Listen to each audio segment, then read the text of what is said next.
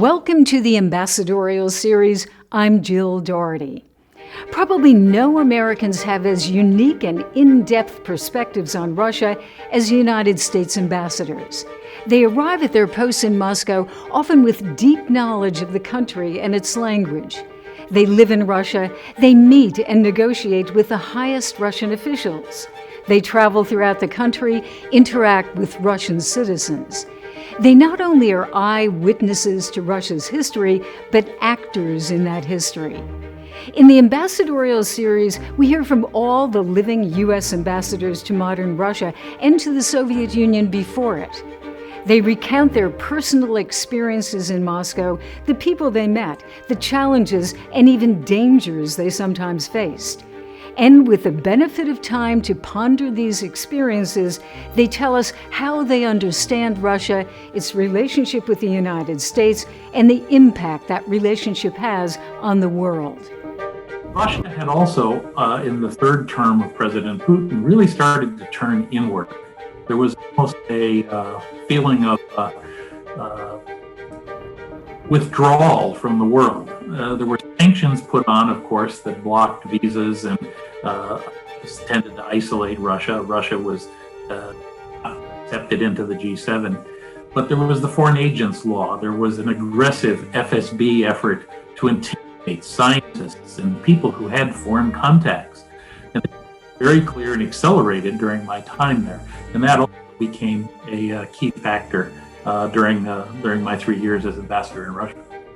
Russia, as vast and complex a country as it is just one of 15 independent countries that were born from the ashes of the Soviet Union.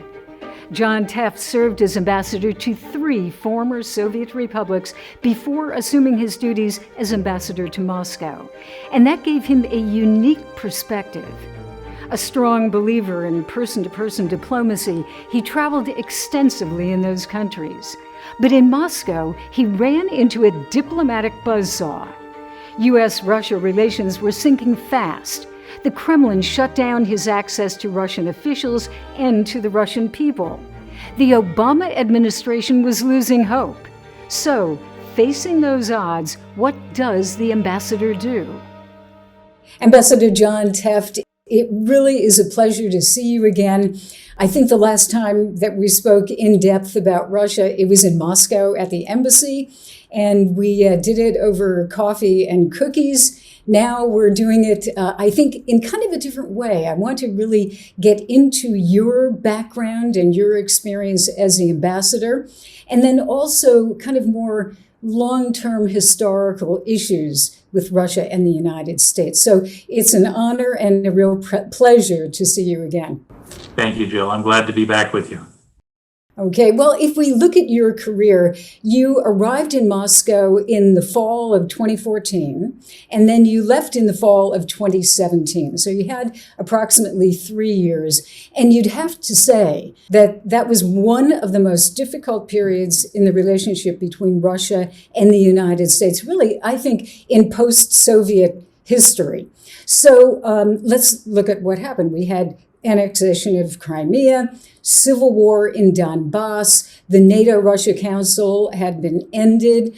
There were sanctions by the United States and by Europe. So when you arrived, what were your expectations? What did you think that you could accomplish as the ambassador? And how did you plan to go about that? When I arrived, we were already 6 months, 7 months after the Russian invasion of Crimea and the subversion in the Donbass. And we've had the sanctions introduced, and the relationship was, as you pointed out, already very, very difficult. I had some time in Washington to consult with a lot of the people in the Obama administration, from the president on down. And I think it's fair to say that there was not great expectations for achieved it by the time that ended by the administration, over almost 2 years before they left. And I got to Moscow and I found that, in fact, most of the Russians had that same very low sense of expectation. So it wasn't as if I was going out, as I did when I was the deputy ambassador back in 1996, We had the Gore-Chernomyrdin Commission, engagement by multiple cabinet secretaries and Russian ministers, a huge bilateral agenda. When we were there was very little going on at all. My approach and what I shared with my staff was that we had to be good professional foreign service officers. Foreign service, sometimes you go to a place and it's a time where the bilateral relationship is going gangbusters. And you go at a very difficult time, and your job is to try to keep the ties of communication open, to prevent worse things from happening if possible, and to try to keep things going for another day. And in the broadest sense, I think that's what I was trying to do. I would add one thing to your question, and that is that when I got there, it became pretty clear to me right away that I was also coming to a very different Russia. There was the post-imperial effort, as you mentioned, to take over the Crimea and to cause instability in Ukraine by supporting an insurrection and infiltrating people into the Donbass. Russia had also, in the third term of President Putin, really started to turn inward. There was almost a feeling of withdrawal from the world. There were sanctions put on, of course, that blocked visas and tended to isolate Russia. Russia was not accepted into the G7. But there was the foreign agents law. There was an aggressive FSB effort to intimidate scientists and people who had foreign contacts. And it was very clear and accelerated during my time there. And that also became a key factor during my 3 years as ambassador in Russia. Were you able to talk to Russian officials, or did they spurn you? No, I was. It was a mix. I was able to, of course, see Foreign Minister Lavrov, and my counterpart, just as for previous ambassadors, was Deputy Foreign Minister Ryabkov. I called periodically on Ambassador Ushakov, who was President Putin's foreign policy advisor. At the same time, the Russian government refused to allow me to see people in the presidential administration. And it wasn't just me, it was the European ambassadors as well, who were allowed to see the chief of the presidential administration and the deputies. When we traveled, which I did a lot, and I'll come back to that, they usually blocked me from seeing governors. This was, if you back for the sanctions, Russia didn't have a chance to really push back economically. And so the embassy and the ambassador, not the American, but some of the main European ambassadors, were punished by not having those kinds of meetings. I remember discussing that with you, that you were really a big person for going out into the field, going to a remote city someplace and really talking with people. So what did you lose by not being able to do that? You know, I like to think, and I've been going over my notes, and before the pandemic started, I was actually reviewing some of the cables before the records office at the State Department closed down. And I think we did a pretty good job. And I give this, I'm not just patting myself on the back. I had a wonderful staff in Moscow, just tremendous professionals. And whether it was the State Department or the military or agriculture, we did trips around Russia and we stayed in contact with people. We used the business relationship a lot. One of the main things that I've always felt in Russia is that I had a responsibility, both when I was the deputy ambassador in the late 90s, but also during my ambassadorship, to do everything I could to help and protect American companies. And during the period I was there, many in the government tried to, screen or protect the American companies from being attacked. But there were attempts in various regions, people trying to show Moscow that they were really tough to put the squeeze on American companies. And I get to the key people in the government to say, hey, stop this. You know, if you want to build the relationship again, which is what they always told us, you know, you've got to preserve what we have and to try to build on that. In a lot of American companies, I went up to Karelia, right on the border with Finland. The National Paper Company, which is headquartered in Memphis, has a huge factory there. But I used that visit, that kind of visit, to not only show support for the American firm, to try to understand what was going on in the region, but then we set up appointments with other people. In other places, for example, I went to Voronezh to see two huge farms, one for Black Angus cattle that had they brought in cattle from Texas and the South, and this became actually the best steak you could buy in Russia. But they had 6,000 head of cattle. It was a wonderful operation, very Western style. They had a dairy operation, again, using American and European Holsteins. But when I went to these places, I would do things, for example, in Voronezh, I would see people who had gone to the United States on various educational programs, from Fulbright programs down to the Flex program, a year in American high school and living with an American family, to the Open World program of Jim Billington and the Library of Congress.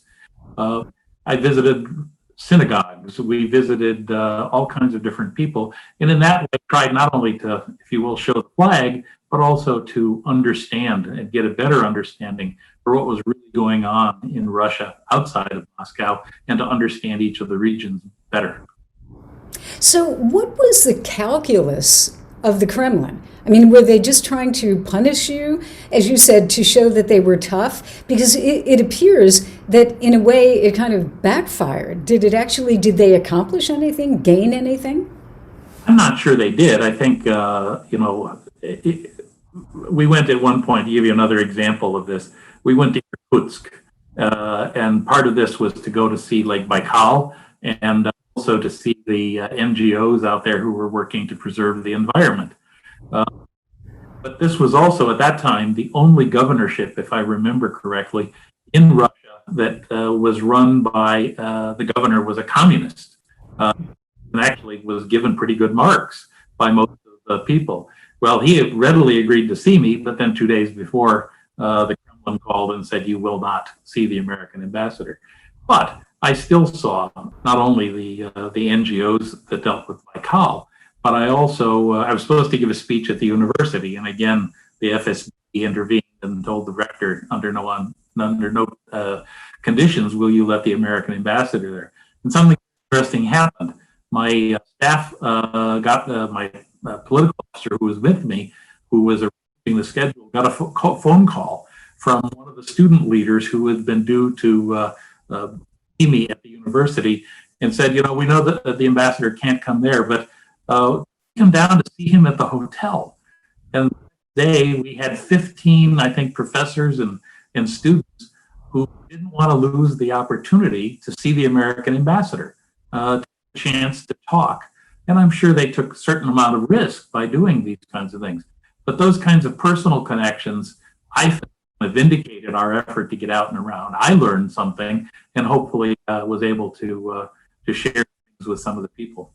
Mm-hmm. Well, if you turn that around, though, maybe not to the same degree, but in the United States, you did have Russian diplomatic posts shut down, diplomats kicked out of the country, et cetera. It was all mutual. But the United States did some of that, too, in order to punish Russia for Crimea, Ukraine, et cetera. Right. So what did the United States lose by doing that? Or was it worth doing? I think the most of the shutdown of the consulates came pretty much after my time there. What I found was that when I got to Moscow, that of course Ambassador Kislyak, the Russian ambassador in Washington, had already built up, had been here for some time, and had built up his contacts. And even though there was an attempt by the NSC and the State Department to try to enforce some reciprocity so that I could get appointments, there were, I'll be very diplomatic about this, there were members of the Obama administration who did not hear. They kept up their contacts and often used their contacts to Kislyak, irrespective of what impact it might have had on me. When, eventually when the new administration, when Ambassador Antonov and Ambassador Huntsman succeeded me, we got off to a much better start, and reciprocity was the name of the game. And John Huntsman was able to get other appointments, for example, defense minister and others who I wasn't able to get to see. Mm-hmm. Speaking of President Obama, to this day, the reputation of President Obama is very low in Russia. He's kind of the boogeyman in a lot of issues. He continues to come up, even though he is no longer the president. So why do you think that is? Why did he become such a hot wire issue for Russians with a lot of animosity? I think a lot of it owes to Ukraine and to sanctions. You will remember after 2014, the sanctions started to bite. Putin benefited actually from the annexation of Crimea. His popularity soared in this period. And the Russians always have, but certainly in that period, demonized the United States, blamed the United States, and Barack Obama became the kind of poster boy for that demonization. Now, he made a statement early on after the sanctions were put in, where he described Russia as a regional power with nuclear weapons, or words to that effect.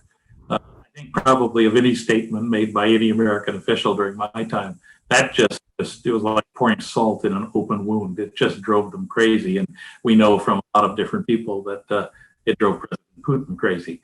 And they made a lot of that on the Russian television, which and then used it as a way to, again, pursue this criticism and demonization.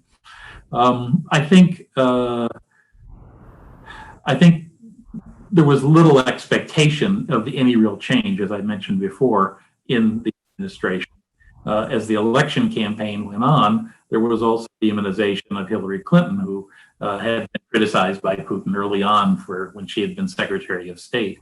And, there were lots of Russians who said to me, we're hoping Trump wins, because they thought that the Republicans would, and President Trump and his administration would be better for them than the Democrats. So it's a combination of those factors.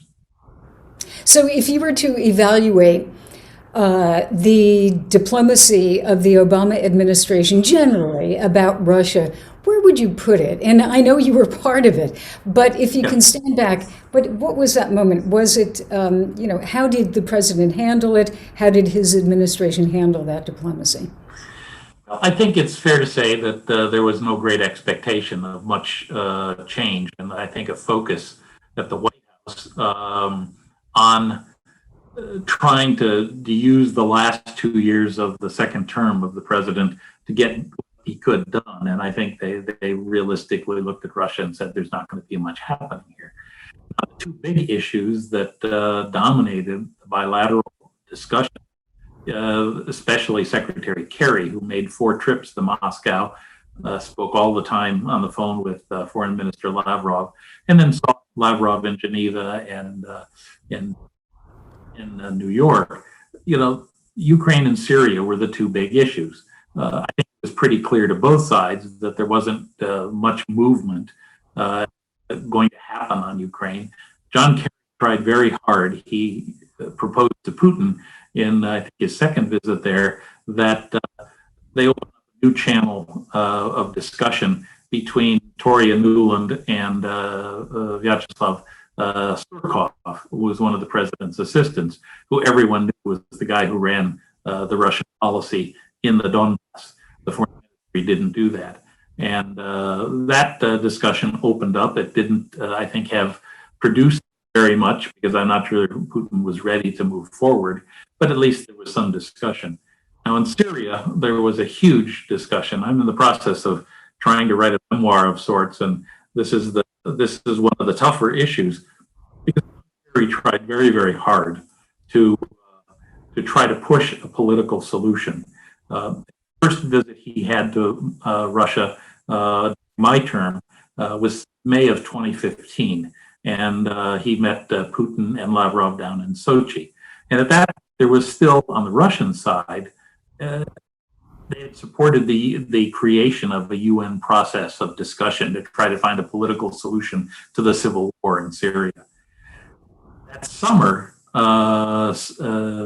the Iranians and the Russians found an accommodation at they were both worried that Assad was going down the drain in Syria, and the Russians, as you'll remember, intervened seriously in the Civil War. That really transformed things. John Kerry did not stop. I think he has written in his own book that he was frustrated because he didn't have leverage.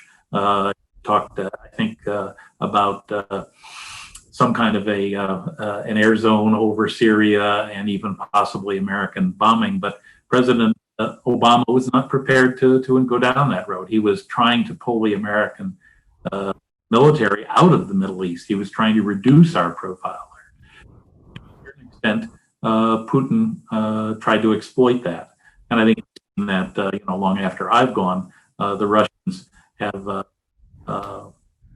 moved forward. Now, I have to say, I was kind of personally ambivalent about this, in this that I didn't want to see us sucked in to Middle Eastern wars any more than we were either. At the same time, you could see that Putin was trying to take advantage of this vacuum. We still have the battle for getting rid of ISIS, which proved successful. The whole issue of Syria, we didn't get engaged as we once were. John Kerry, again, I'll say this, tried very, very hard, and I have respect for him doing that. But we weren't successful. And after I left, we of course saw the horrible bombing by the Russians in Aleppo and these other places that were just barbaric, I think, in my own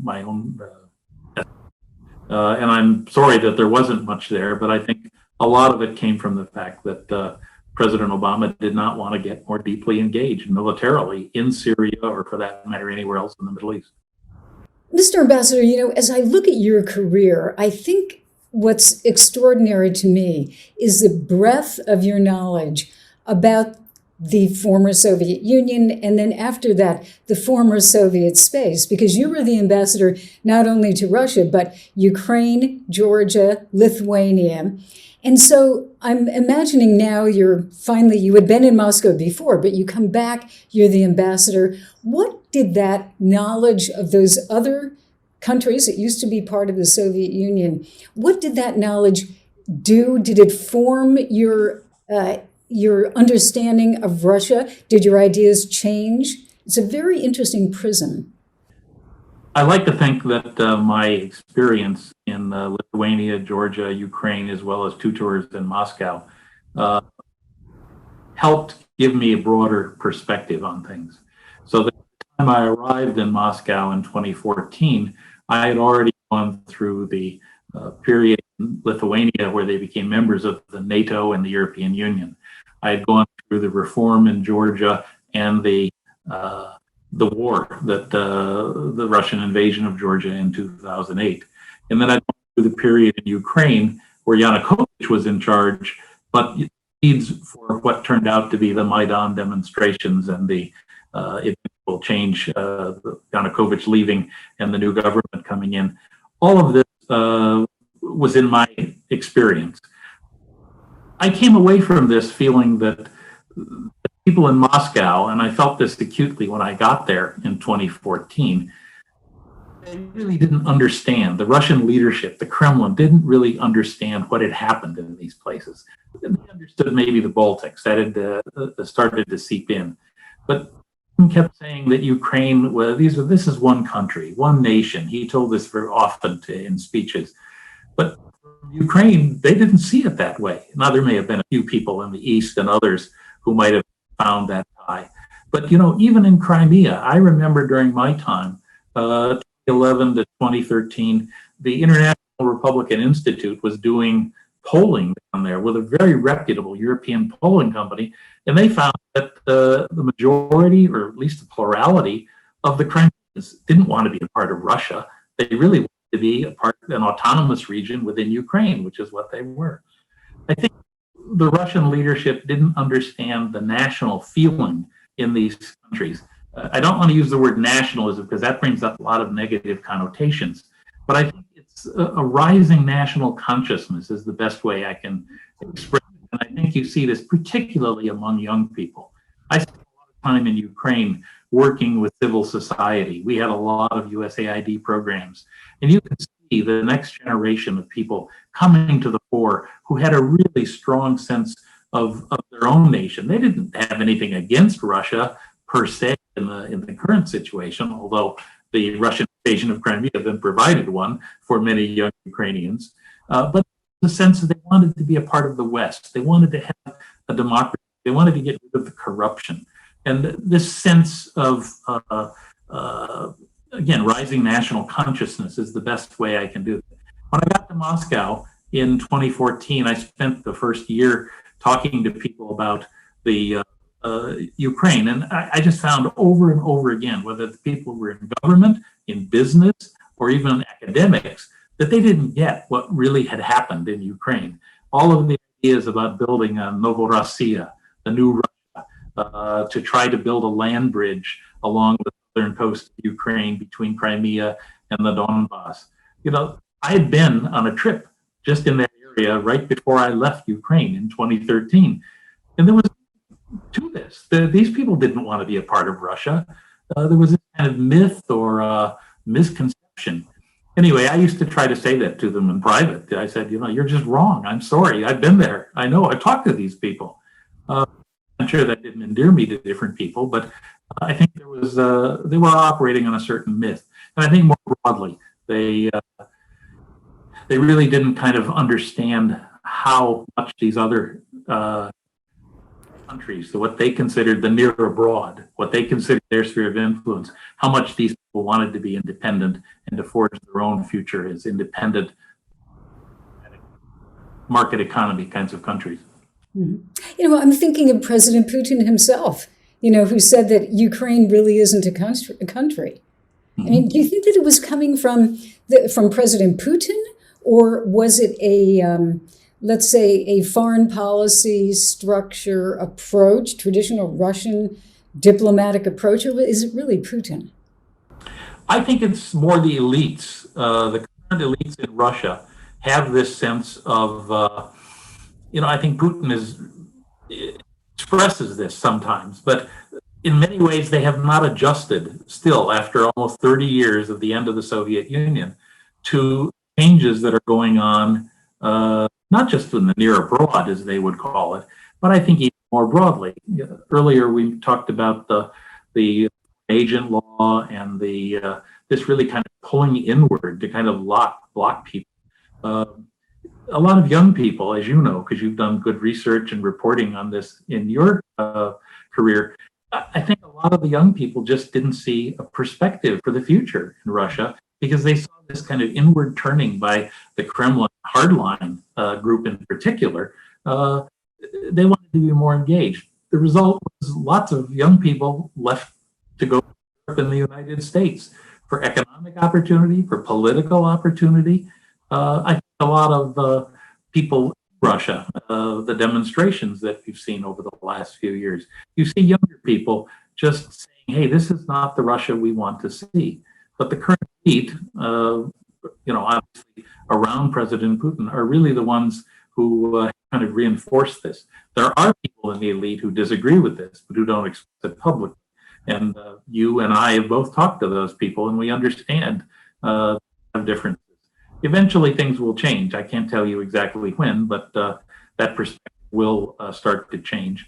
I do think that in Ukraine over the last few years, we've seen with the Ukrainians pushing back against the Russian efforts in the Donbass.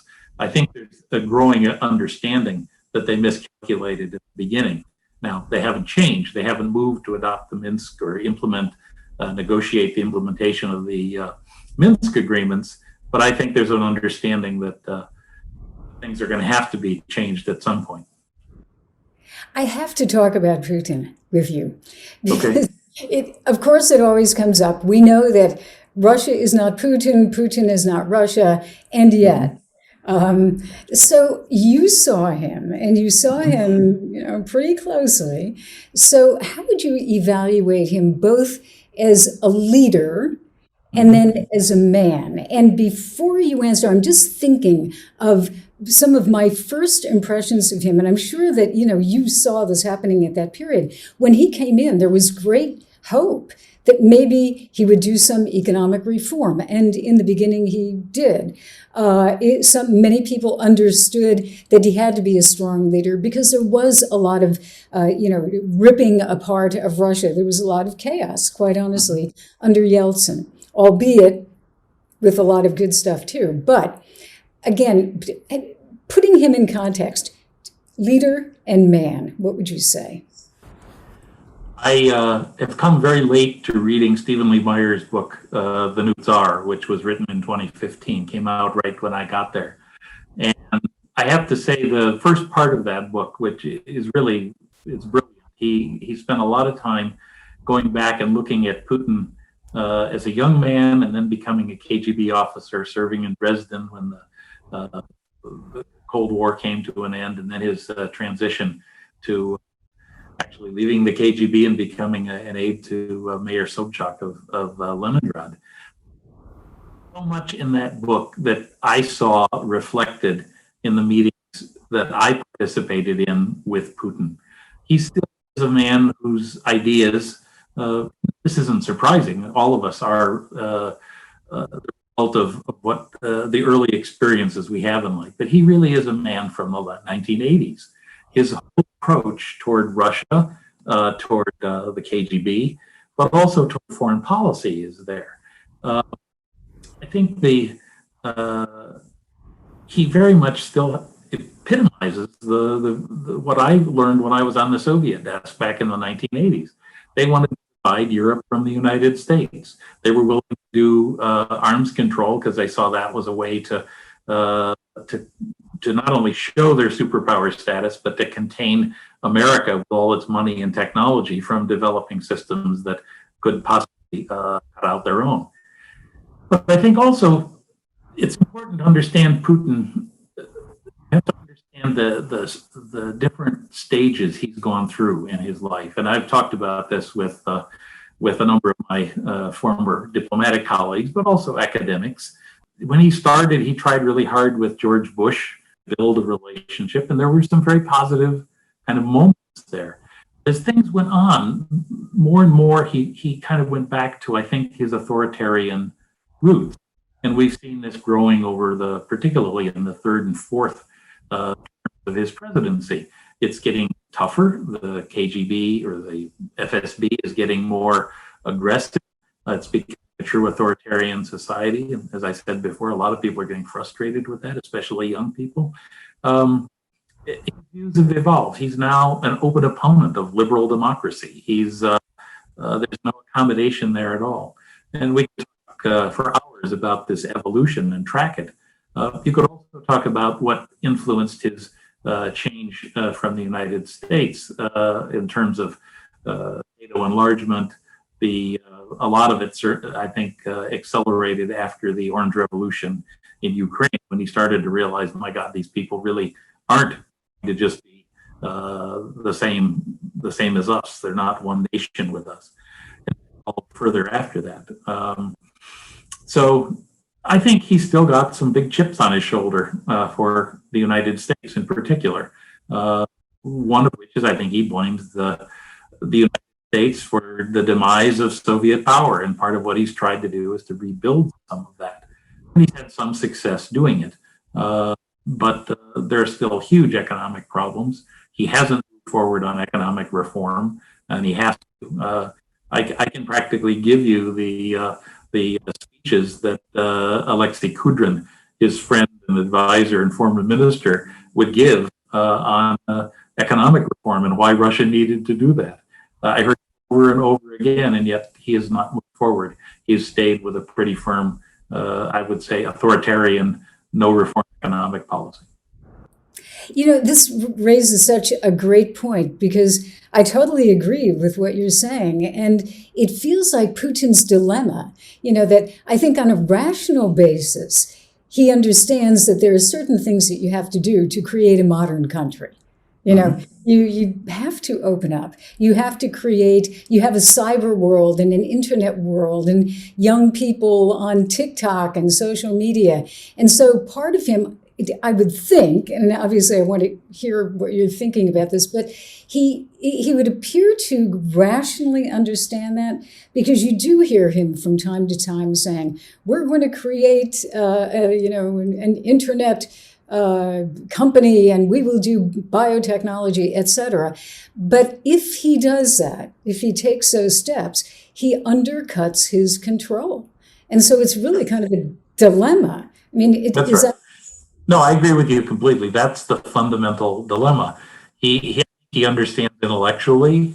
I'm sure he has spent hours talking to the more reform-minded people who are his colleagues, Kudrin, German Greff of Sberbank, who was a reform economist. He understands what has to be done. But in the end, every time it comes down to kind of push versus shove, he for control. He opts for maintaining this control. I was reading the other day, or rereading, an article that Andrew Higgins wrote in the New York Times in August of 2017, right as I was getting ready to leave. Out in Novosibirsk to look at a young entrepreneur. He was actually a nuclear physicist. His friends decided to create a company to build a better air filter, if I remember correctly. And lo and behold, he went against the SB, and he starts getting investigated. He probably, offended somebody who controlled the market on air filters. But the classic example then, and I'm sure this has been replicated over and over again, of how authorities were drawn in. This young guy was arrested, put under house arrest, and eventually, I don't know whether he ever built these things or not, but he challenged the old order. Talk in Moscow was innovation, support small and medium businesses. Again, we hear the rhetoric, and then the reality in Moscow, but actually in the regions, it was undercut by the actions, often of intelligence services, corrupt law enforcement, and corrupt judicial people, courts, and nothing actually happened. And, I remember reading this the first time and saying, now I understand why young people who are smart and entrepreneurs are leaving, because they see no future here. And yet you said you're somewhat optimistic eventually? Yeah, I think eventually things will change. I don't know how soon this will happen. President Putin has put forward these constitutional amendments, which give him, in theory, the opportunity to stay in power until 2036. I'm not sure that will eventually happen, but making predictions in Russia, as you know very well from your experience, Jill, is a fraught endeavor. One doesn't make these kinds of things because no matter how much we know, there's an awful lot we don't know. But I think there's a dynamic here. Russia has not really grown economically seriously in 10 years. They never recovered from the 2008, the 2009 Great Recession. Then you have Ukraine and the sanctions. Foreign investment doesn't come in. Now we've got the pandemic and the impact of COVID on the society. People's incomes have gone down. People just don't see a future, a perspective out there where things get better for their kids. And in the end, I'm still convinced that, as one of my Russian friends said, we're just like you, Tefft. What we want is a decent life, a decent job. We want our kids to get a good education. We want health care. We want them to be able to grow up and hopefully have a better life than we did. And, there's lots of differences between Russia and America, Russia and Europe, but those fundamental human desires that we all have, those animate. And that's what I found wherever I traveled in Russia. Those are still fundamental there. And those people will still push for those eventually. And yet, Ambassador Tefft, I was talking with a friend and she was saying, why can't Russia be like France or Belgium or another country, which is this kind of a normal country with which the United States has normal relationships?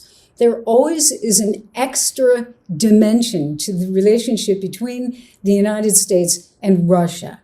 And, right now, Russia complains about Russophobia. And you might ask, can we ever have a normal relationship with Russia? I think it's a serious question. Well, I agree with you completely. I don't mean to be naive at all. I had discussions with our mutual friend Angela Stent, whose great book, The Limits of Partnership, I think is a wonderful piece. I recommend it to a lot of younger people starting in this field that you and I have spent our careers in. There's too much to talk about here, but there's cultural, historical differences. A lot of water has gone over the dam over the last 100 years, and trying to build that relationship has been very, very difficult. We've had moments of success. We've had moments where there's greater hope, and we have moments where things just seem to be almost, I won't say hopeless, but pretty dire, and that's kind of where we are right now. We'll see. President-elect Biden is coming in very experienced dealing with Russia, and he's got some people who are also very experienced. Now, I don't expect rapid changes, but I think there will be questions raised on both sides. How can we try to not only stabilize things, and that's certainly something I supported when I was in Moscow, but also how we can try to find some cooperative ways to build forward. I hope we can extend New START. I hope that we can find some cooperative ventures. One of the things that I always remember that I found out in Russia was that even after U.S. aid and a lot of the projects they worked on went away before I got there, there were still lots of private connections in the health field. There were joint efforts to do research and understand cancer on both sides. And I tried to do everything I could to support that kind of effort, not to give it any publicity, but to do those kinds of concrete things. There's a lot of that stuff that's out there. It would be nice to think that we could find a way to have American and Russian and European scientists work together to deal with future pandemics and how we manage this, to learn the lessons of what we're going through now with vaccines and try to find ways to have cooperation, to keep the politics out of it and to try to do things that will help people on both sides. So in that sense, I'm kind of idealistic and I'm hopeful, but I come from Wisconsin, and we have that kind of pragmatic idealism out there, which has animated me in my career for the whole time. And I wanted to ask, perhaps at the end of our conversation, about your book. I'm very intrigued. And I'm thinking, books about Russia, or your career, I'm sure it's a lot broader, but books about Russia it's such a wide issue, a broad issue, that you can take sections of it, historical, you can look at Putin, you can look at a whole lot of things. But what kind of approach are you taking in your book? Is it a lot about Russia? And then also, what is it about you yourself as an ambassador that you want to impart? Yeah. It's a terrific question, and I've grappled with it. I really started working on this after I finished in Moscow 3 years ago, and I've gone through a number of different approaches to this. I want it to be not just, I went here, I did that, just kind of a chronology. I wanted to have some meaning, something that I've drawn out of it, some lessons, if you will. But to do that, you also have to incorporate the ideas and things that you have learned from books and things. I mean, I've profited from some of the things that you have written in your podcast on Russian youth. We've talked about this. We share a lot of views about that. So that's part of it. The problem is, I want it to be, it's not just Russia, it's this whole perspective, and to try to have each side feed. I have something like 35 kind of chapters, either partially written or at least sketched out. And the frustrating part is when I start writing it, I never feel like I've achieved it. I read something or I hear something and I think, oh, that will make it much better. Now, the other thing I have to do is when things become safer, I'm going to try to get back to look at the records at the State Department, because there are things that we reported, things that we thought about back then, which I may have to get some declassification done, but they'll at least help me deepen my feel for not just U.S.-Russian relations, but for our own policy, but also for Russia, the Ukraine, the Georgia, the Lithuania that I found at that time, and what they grappled with as they tried to become modern nations. So it's multi-level, and it's hard. I've never written a book before, and this is it's a real challenge. Well, maybe you could add a short chapter on advice to future ambassadors in dealing with Russia, and also there's two chapters, two conclusions at the end, Jill. One is about kind of policy in Eastern Europe, and there's another one about the Foreign Service, which gets into kind of recommendations and some parting thoughts, as it were. Can you give us one takeaway? I think one of the biggest takeaways I have from my own career is that I'm a great believer in engagement, even when things are difficult. I joined the Soviet desk in August of 1983, and I thought this was going to be the opening of my career because I really wanted to get into this field. The week after I arrived, the Soviet Air Force shot down Korean airliner 007, and the relationship went down with it. And I thought, oh my God, what am I doing? But I never gave up, and I wanted to kind of continue to do that. I've always come away, I guess the big lesson, saying America has an important role, and we've played a role over the last 80 years, but we should never overestimate our ability to influence other countries. We can try. We can have some perspective. You know, I lived in my first time in Moscow through the period of the Gore-Chernomyrdin Commission, Al Gore, and then he ran for president in 2000, and all kinds of attacks went on him. That how it was the first of the "Who Lost Russia" debates. So the hubris of this, that somehow we think we were going to win or lose Russia. You can help, you can push things on the margins, but it's ultimately the people, the elites in these countries that have to make it.